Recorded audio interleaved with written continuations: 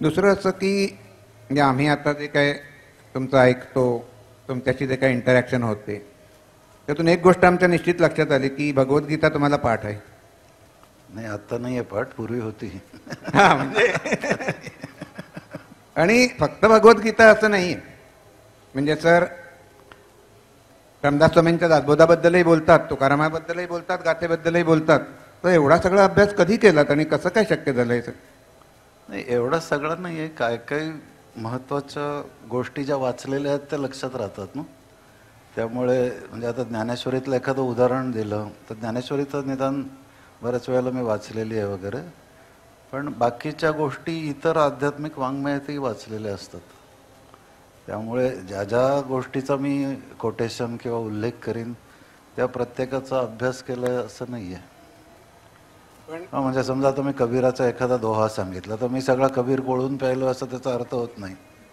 हां, पण बेसिकली कसं आहे ना की ह्या वाङ्मयातलं आपल्याशी जोडले गेलेलं जे आहे ते तुम्ही बरोबर पिकअप केलेलं आहे त्यातून. हां, म्हणजे असं आध्यात्मिक वाङ्मय मी बरंच वाचलेलं आहे. जेव्हा वाचत होतो तेव्हा, हल्ली काय फार वाचत नाही.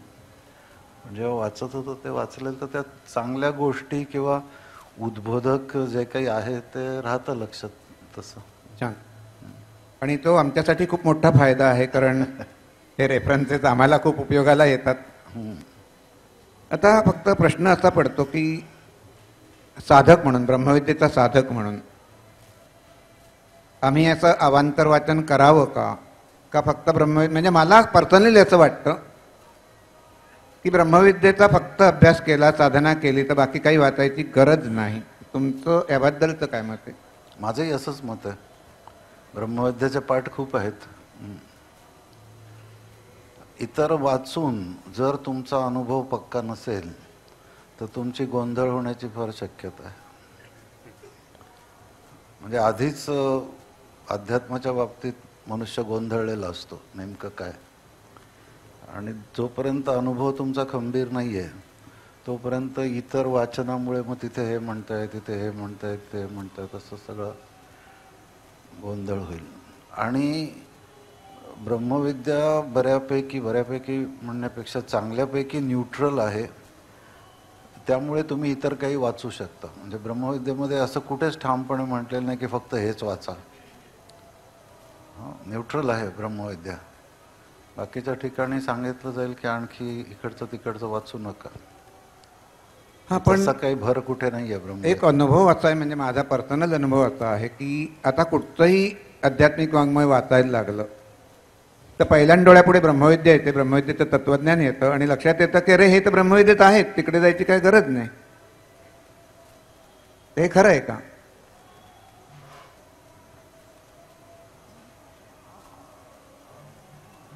हे खरं आहे, कारण ब्रह्मविद्येमध्ये मूलभूत सत्याबद्दल सांगितलेलं असल्यामुळे तुम्ही कुठलंही आध्यात्मिक वाङ्मय वाचलं तरी त्याच्यामध्ये तुम्हाला ब्रह्मविद्येची छटा सापडेलच.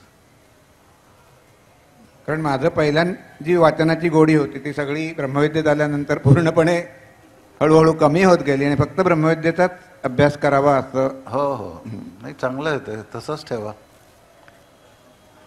जेव्हा वेळ येईल तेव्हा तुम्हाला पुन्हा प्रेरणा होईल, काय काळजी करू नका आणखी वाचायचे. आता गुरुजींची पद्धत कशी? गुरुजींबद्दल आम्हाला फार कमी माहिती आहे सर, तर गुरुजींबद्दल काही तुम्ही सांगू शकाल का? म्हणजे कसं शिकवायचे काय? गुरुजी फार काय शिकवायचे नाहीत खरं सांगायचं तर. हां, आमचा प्राथमिकचा पाठ काय पाऊण तासात संपायचा, अर्ध्या पाऊण तासात. अच्छा. गुरुजी म्हणायचं हे सगळं स्पष्ट आहे पाठामध्ये, तुम्ही वाचा, काय अडलं तर विचारा. आणि मला वाटतं सुरुवातीच्या काळात तुमच्यावरही तोच पगडा होता, त्यामुळे सुरुवातीला आता तुम्ही भरभरून बोलता, भरभरून सांगता, पण सुरुवातीला तरी आम्हाला हे जाणवत होतं की तर हा परिवर्तन कसं काय घडत गेलं पुन्हा. म्हणजे मला असं वाटतं की लोकांना नुसतं समजत नाही, पुन्हा पुन्हा सांगायला लागतंय, लक्षात आलं, त्यामुळे जास्त बोलायला लागतं. हा, म्हणजे माझं तेच अनुमान होतं की आम्ही सगळे ढ आहोत, त्यांना अभ्यास करा म्हणून सांगून काय होत नाही, म्हणून आता सरांच्या लक्षात आलं की आपण जास्त फोड करून सांगितलं पाहिजे. बरोबर आहे ना सर? हां, तर मी काय म्हणत नाही, तुम्ही आहात. तुम्ही हुशारच आहात, त्यामुळे तुम्ही ब्रह्मविद्येत आलात. म्हणजे तसं पाहिलं तर पाठ जे तयार केलेले आहेत डिंगलेमेंनी, ते पत्रद्वारा अभ्यास करण्यासाठी केलेले आहेत. आणि त्यामुळे ज्याची पुरेशी शोधायची तयारी आहे त्याला पाठ वाचून जे काही मिळणं आवश्यक आहे ते त्याला मिळू शकतं, पण त्याची स्वतःची शोधायची तयारी असली पाहिजे. आता बहुसंख्य लोकांची एवढी शोधायची तयारी नसते आणि त्यामुळे त्यांना जास्त स्पष्टीकरण करून देणं आवश्यक आहे. आता गुरुजी कमी बोलायचे फार, त्यामुळे त्यांना इतकं काय बोलायला आवडायचं नाही. त्यामुळे ते थोडंसं स्पष्टीकरण द्यायचं. उत्तर विचारलं तर, हे प्रश्न विचारला तर उत्तर नेमकं द्यायचे, ते उत्तर द्यायचं नाही तसं नाही, परंतु उत्तर सुद्धा थोडक्यात ते देतील, फार स्पष्टीकरण करून देतील असं नाहीये. आणि गुरुजींचा ब्रह्मविद्येचा म्हणजे मेंटल फिजिक्सचा अभ्यास 47 साली सुरू झाला, बरोबर? त्यांचा 47 साली. 47 ते 77.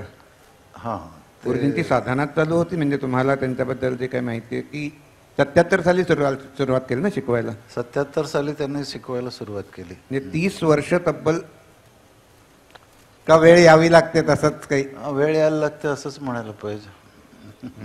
आणि त्यांचा क्लास सुद्धा योगायोगाने सुरू झाला. ते डोंबिवलीला गेले होते कोणाला तरी भेटायला, तर तिथे त्यांच्याकडे एक महिला आली होती की जिला मेनोपॉजचा काही त्रास होत होता आणि त्यांचं ब्लिडिंग काही थांबत नव्हतं, तर ते बराच त्रास होत होता. तर गुरुजी म्हणले की, गुरुजी मेंटल फिजिक्सबद्दल काहीतरी बोलले. त्यांनी विचारलं की हे कुठे शिकता येईल वगैरे.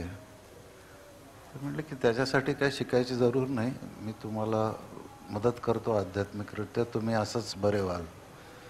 आणि त्यामुळे त्यांनी शल्यनिवारण केलं आणि त्यांचं ते ब्लिडिंग वगैरे थांबलं. तर ब्लिडिंग थांबल्यावरती मग त्यांचे जे डॉक्टर होते त्यांना आश्चर्य वाटलं की हे कसं काय थांबलं म्हणून. म्हणजे इतके दिवस ते प्रयत्न करत होते वेगवेगळे औषधांनी. तर म्हणून मग ते डॉक्टर लोकांनी एक वर्ग आयोजित केला की तुम्ही हे शिकवा म्हणून. मग तेव्हापासून तो पहिला वर्ग सुरू झाला, तेव्हापासून ते सुरू झालं. अच्छा. आणि मग सायक्लोस्टाईल करणं वगैरे हां, मग तेव्हाच ते सुरू झालं. कारण आता वर्ग घ्यायचा म्हटल्यावर पाठ कसे द्यायचे, तर छापणं तर अशक्य होतं, कारण तो खर्च झेपण्यासारखा नव्हता. आणि त्यांचा स्वतःचा व्यवसाय त्यांनी काढला होता, सायक्लोस्टायलिंगचं आणि टायपिंगचं सेंटर होतं त्यांचं. ताडदेव एअर कंडिशन मार्केट जे आहे हाजी अलीच्या इथे, तिथे त्यांचं छोटंसं दुकान नाही, ऑफिससारखं होतं. तिथे टायपिंग आणि सायक्लोस्टायलिंग सेंटर होतं.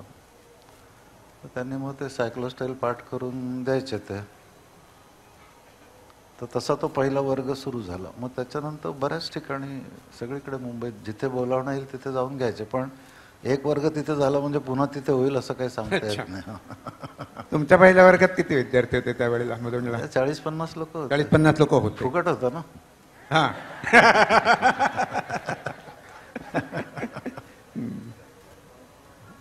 आता त्या वेळेला म्हणजे आम्ही प्रगत करताना, आता प्रगत शिकवताना एक गोष्ट लक्षात येते की प्रगतच्या प्रत्येक पाठात दिलेली जशीच्या तशी साधना करणं, बाकीच्या सगळ्या गोष्टी करून मला नाही वाटत की शक्य होतं प्रत्येक साधकाला किंवा होईल. तसंच रचनाच तशी आहे की तुमचं कधी होणारच नाही सगळं. तुम्ही मग साधना कशी केलीत, किती केलीत? तुम्ही करता तशीच केली, जशी जमते तेवढी केली. तर काय हो, म्हणजे सगळ्यांनाच वेळेची अडचण आहे आणि जीवनामध्ये बऱ्याच गोष्टी करायच्याही असतात. असं नाही की फक्त आपण साधना करतोय. आणि तसा वेळ असला तरी देखील फक्त साधना होईल इतकी प्रेरणा पाहिजे, इतका उत्साह पाहिजे, तेही नसतं. म्हणजे बऱ्याच वेळेला आत्ता जेव्हा वेळ नसतो तेव्हा वाटतं की वेळ नाही, पण वेळ असेल तेव्हा उत्साह नसतो. म्हणजे दोन्ही पंचायत, दोन्ही आहेत. बरोबर, दोन्ही आहे. तर जसं आहे तसं करत राहायचं. आणि आपल्याला इतकं करायला सांगितलेलं आहे की तुम्हाला कधी वाटणारच नाही की मी केलं म्हणून. म्हणजे सारखं तुम्हाला हेच वाटलं पाहिजे की अजून करायचं किती बाकी आहे. ओके. आणि तुमच्या प्रगतीसाठी म्हणजे साधकाच्या प्रगतीसाठी हे आवश्यक आहे. त्याला सारखं असंच वाटलं पाहिजे की अजून किती करायचं आहे, काहीच केलं नाही. जर तुम्हाला वाटलं की आता मी खूप केलं तर तुम्ही निराश होऊन जाल. हो. मग तुम्हाला वाटेल की खूप केलं तरी काही मिळत नाही आहे. खरं आहे. हां नैराश्याकडे जाऊ हां शकतो. त्यामुळे ओके. एकंदर रचनाच अशी आहे की करत राहायचं. करत राहा. आणि त्याच्यासाठीच एवढे प्रदीर्घ अभ्यासक्रम आहेत की बरीच पुनरावृत्ती आहे, पण तरी देखील प्रदीर्घ अभ्यासक्रम ह्याच्यासाठीच आहेत की साधकाची सहनशीलता किंवा साधकाचा पेशन्स विकसित झाला पाहिजे, की जो आध्यात्मिक प्रगतीसाठी अत्यंत आवश्यक आहे. जर पेशन्स नसेल तर काही आध्यात्मिक प्रगती होऊ शकत नाही. बरोबर. आणि मध्यंतरी म्हणजे तुमचा सहवास आम्हाला खूप लाभला. त्यामध्ये कधीतरी बोलताना तुम्ही बोलला होतात की हे सगळं करण्यामागचा तुमचा उद्देश अतिशय स्पष्ट होता की परमेश्वर प्राप्तीची आज. तर हे कधी वाटायला लागलं, म्हणजे का पहिल्यापासून तसंच होतं? नाही, जेव्हा आध्यात्मिक वाङ्मय वाचायला लागलं तेव्हापासून वाटायला लागलं ना. तेव्हापासून? त्याच्या आधी काही वाटत नव्हतं. नाही, बरोबर. पण म्हणजे आध्यात्मिक वाङ्मय वाचता वाचता. हो हो, ते सुरू झालं लगेच. आणि मग ब्रह्मविद्येत आल्यानंतर आपल्याला गुरु मिळाला हे. हो, आपल्याला मार्ग मिळाला हे प्रगतमध्ये वाटायला लागलं. ओके. आणि तुम्ही शिकवायला सुरुवात केलीत मला वाटतं 89 साली. 89 साली. तर त्या काळी आम्ही ब्रह्मविद्येत नव्हतो किंवा मेंटल फिजिक्सही माहीत नव्हतं आम्हाला. पण जे तुमच्या बरोबर शिकलेले आहेत हो, त्यांच्याकडून असं ऐकलं की त्यावेळेला नोकरी, परदेश दौरं, शिकणं, शिकवणं हे सगळं एकाच वेळेला चालू होतं. हो, तेव्हा काय एखादाच वर्ग चालू होता ना. शनिवार रविवार फक्त वर्ग असायचे, बाकी दिवस नोकरी चालायची. ओके. ओके. नंतर मग हळूहळू इतर दिवशी वर्ग वगैरे सुरू झाले, पण सुरुवात केली तर शनिवार रविवारच असायचं. आणि शिकवायला सुरुवात कशी झाली सर? म्हणजे गुरुजींनी तुम्हाला सांगितलं का तुम्हाला प्रेरणा होऊन तुम्ही गुरुजींना विचारलं? दोन्ही. आता प्रत्येक पाठामध्ये सांगितलं प्रकाशाचा प्रसार करा, प्रकाशाचा प्रसार करा, तर ते वाटायलाच लागतं ना की आपण केलं पाहिजे. आणि प्रसार करायचा म्हणजे काय, आधी तुम्ही पत्रक वाटतं, म्हणजे आधी गुरुजींच्या क्लासचा प्रसार केला.